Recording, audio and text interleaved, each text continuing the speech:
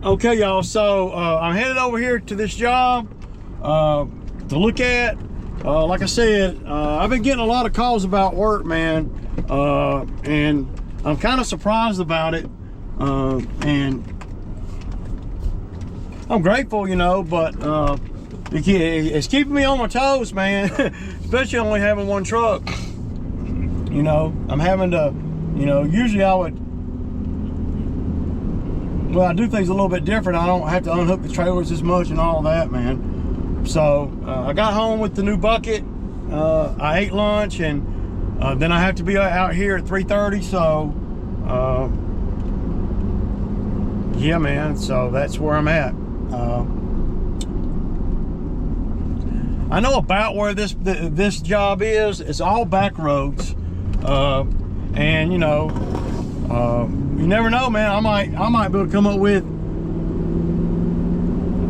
you know, with a numbering, and I might be back over here tomorrow doing the job. You know, let's just see what they got. And I got another one to go look at over in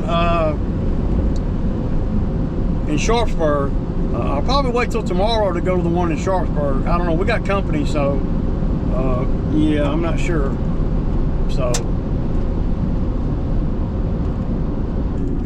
But the more skid steer, you know, the more skid steer jobs I can do, the better I'm going to get at it. And like I've been saying for the last, well, couple of years, as far as the, you know, the skid steer work goes, I would like to be as comfortable doing the skid steer jobs as I am doing, you know, the mowing stuff. And I'm getting better and better at it. You know, and it ain't like it's something I'm going to stop doing. So, you know, it's. But I'll try to get some footage out here. She's got a bunch of different stuff to do. So, you know,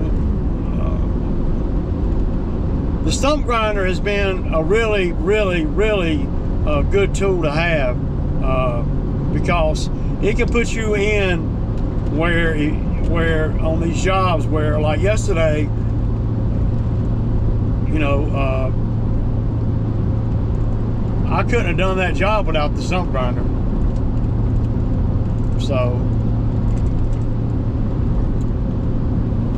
I mean, you know, it's well, it's a good piece of equipment to have, man. What can I say? It's really been good. When me and her talked the other day, this is a referral. We talked the other day. We were talking, we talked just for a minute, so I was on my way to work somewhere. And she said that blah, blah, blah referred me. So, yeah. So I got this other job that I looked at a couple of weeks ago. Not even been, it's probably been 10 days or so. It's right here. And in a little community that they call Blackjack. And it's right here. He's calling me because I gave him a quote, and he's wanting to know when I can come do it. And well, I told him he'd have to get a dumpster out there. So he's gonna. I said, look, you get the dumpster out there, then I can come, you know, shortly thereafter, right? I think we're going to be getting some rain though.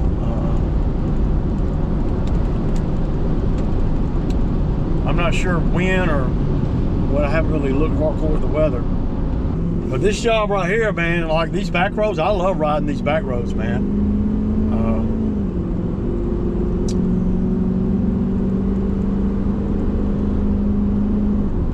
If I'm pulling a skid, you know. And there are guys with mowers, man. I saw a lot of mowing trailers today. But I do think that, based on some of my Spanish-speaking friends, you know,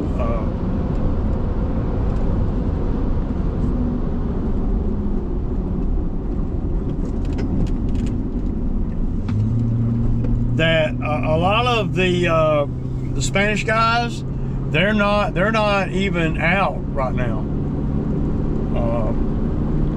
Francisco was telling me that well, he's in that community. Of course, he's a citizen.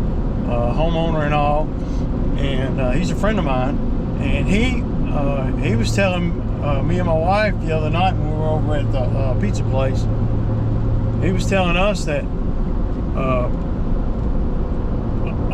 there's a lot of people that apparently, and I don't know, you know, he says apparently there's a lot of people that were supposed to, you know, turn in paperwork to start the process of, you know, becoming a citizen or whatever. They were in the midst of doing the green card thing or whatever, and a lot of them just never did go back, right? They never did go and turn in the paperwork. They never did some of that stuff. They're not criminals, other than the fact that the government's going to make them a criminal because, well, they're not doing the follow-up. That's what I'm just telling you what Francisco said. I don't know. So he was telling me that the Spanish guys at work, he manages a restaurant, right? And he said all the Spanish guys, and it was all Spanish staff, you know.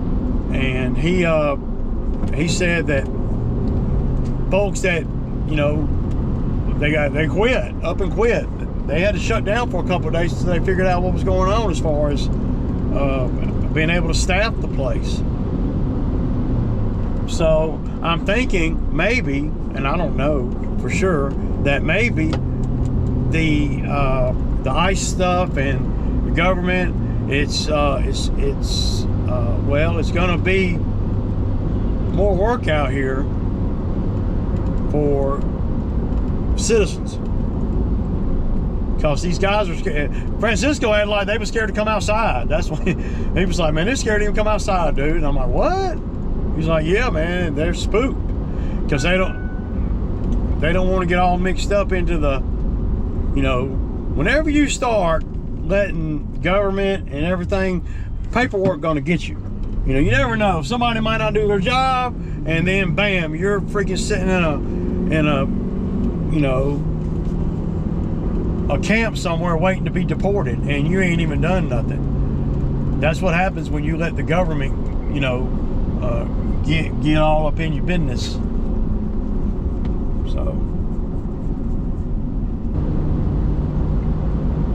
So I talked with the people that I'm doing all that work for over there in Palmetto or close to Palmetto, and they're going to go with that shell looking rock, man. I don't know, it's real jagged and stuff. I've never used none of that, but I just sent her pictures like I told y'all this morning, and she came back and said, yeah, that's what we want right there. And I'm like, okay. So, yeah, I will calculate exactly how much they need and add to it, man. Because I mean the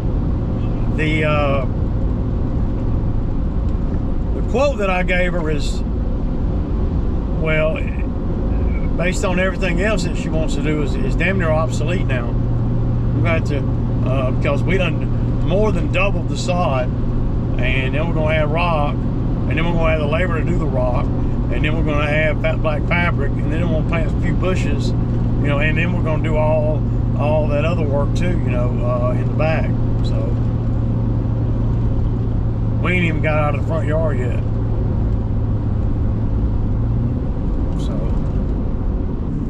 but this yard right here is a little bit, you know, it ain't real far, but you know, if I get it, I mean, I might throw out a number and she might say, oh no, and then because she sounded like that tight on the phone, so I don't think I'm going to approach her by the day, quote. That ain't how I'm going to do this one.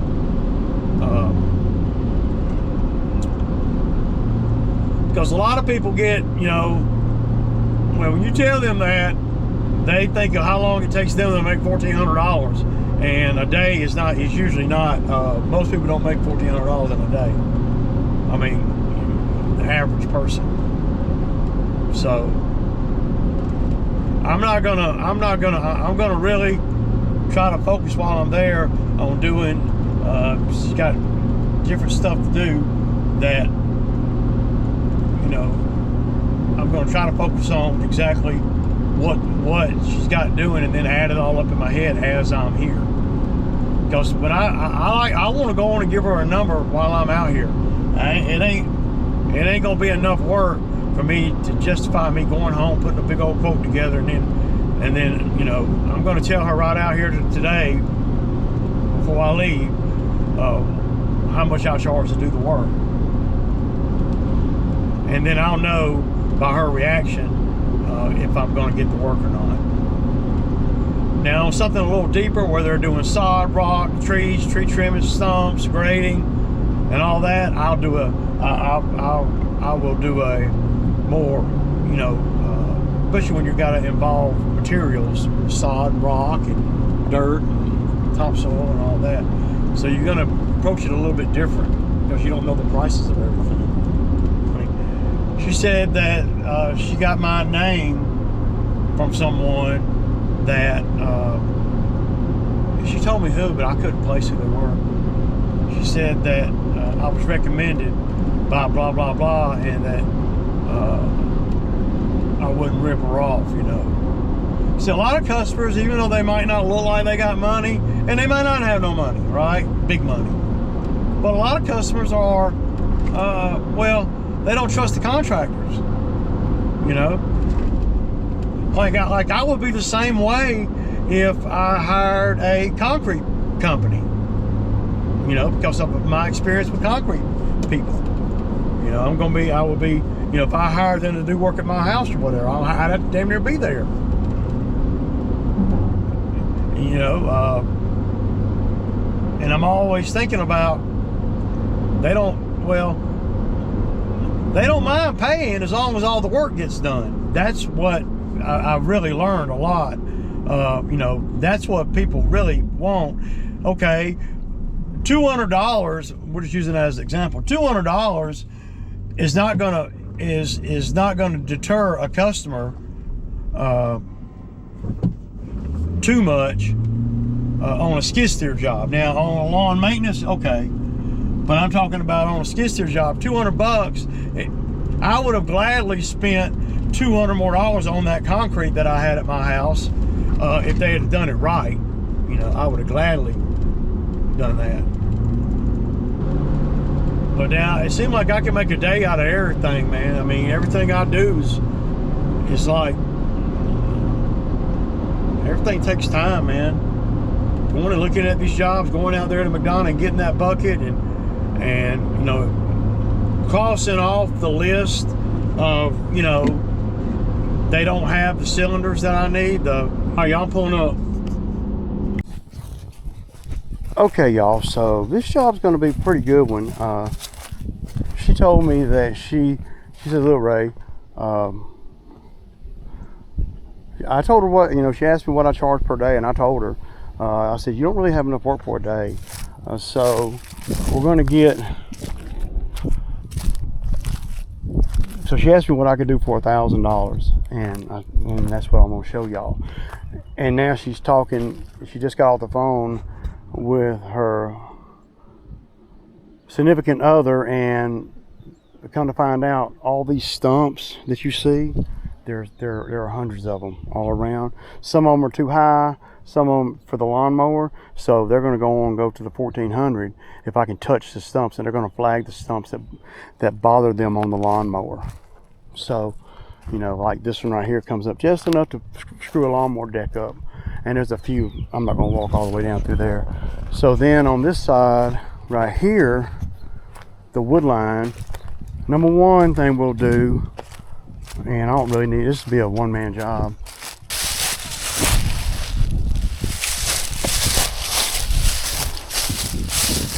So right here,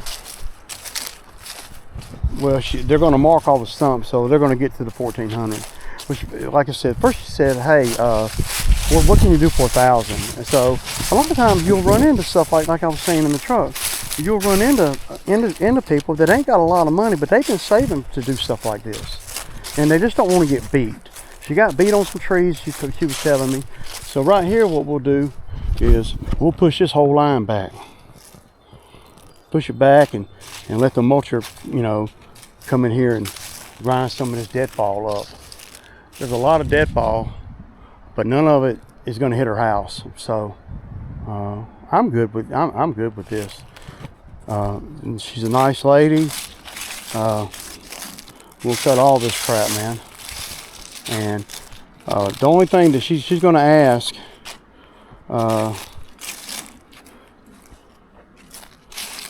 she's going to ask her husband, what, if they want to do the stumps or not. And she thinks that for another $400 to touch some of the stumps, it's well worth it.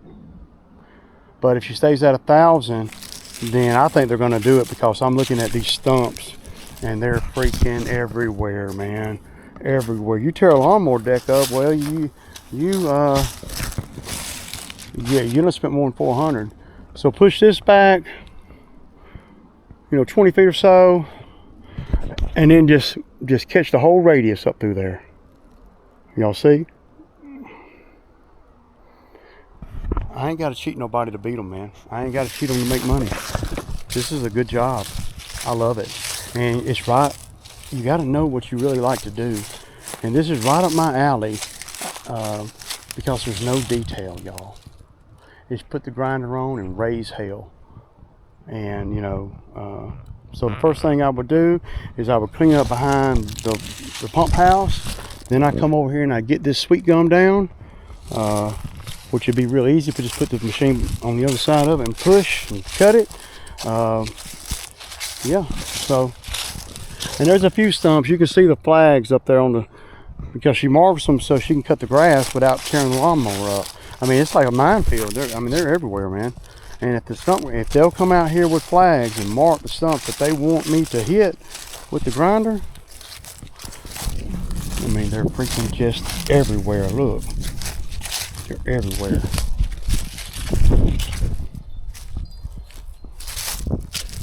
There's a big one right here. I think I'm gonna get this job. She's not gonna find nobody else to do it as cheap as me or as thorough as me.